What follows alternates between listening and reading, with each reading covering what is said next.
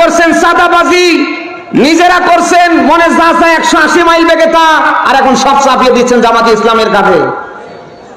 এটা 5 তারিখের আগে না, এটা 5 তারিখের এখন পর। বলেন না কেন? 5 তারিখের আগে মানুষের চোখে ছিল চশমা পরা, এখন কারোর চোখে আর চশমা নেই। সবাই এখন চশমা ছাড়া দেখতে পাচ্ছে যে 5 তারিখের পর থেকে কারা খাও খাও করছে, কারা এই দেশের মানুষের অধিকার প্রতিষ্ঠার পক্ষে রাজনীতি করছে। আপনাদের তো এই কথাগুলি বলতে গিয়ে একটু মুখে একটু বাধার দরকার। জামাতি ইসলাম নিয়ে আপনারা নানা বাজে মন্তব্য করছেন কেন? জামাতি ইসলাম কি ইসলামী ব্যাংক? জামাতি ইসলাম কি ইসলামী ব্যাংক খেয়ে ফেলছে না উদ্ধার করেছে?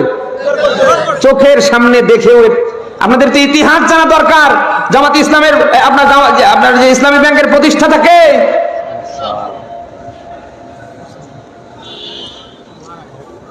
দেড় দশকের জালিমরা সর্বাত্মক প্রচেষ্টা চালিয়ে বাংলাদেশ জামাতি ইসলামীকে নিধন করতে পারেনি।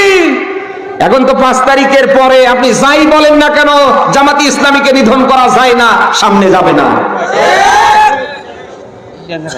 নিজের যোগ্যতায় সামনে আগান, না হলে যাও আছে তাও সামনে থাকবে না। বলেন না কেন? আমরা চাই আগামীর বাংলাদেশ কোরআন সুন্নাহ ভিত্তিক যারা চালাবে তারা বাংলার চেয়ারে বসুক। কোন নব্য জালিমকে, নব্য স্বৈরাচারকে বাংলার কোন চেয়ারে আমরা দেখতে চাই না। এই মতের পক্ষে কারা আছেন দেখি? লিল্লাহে তাকবীর।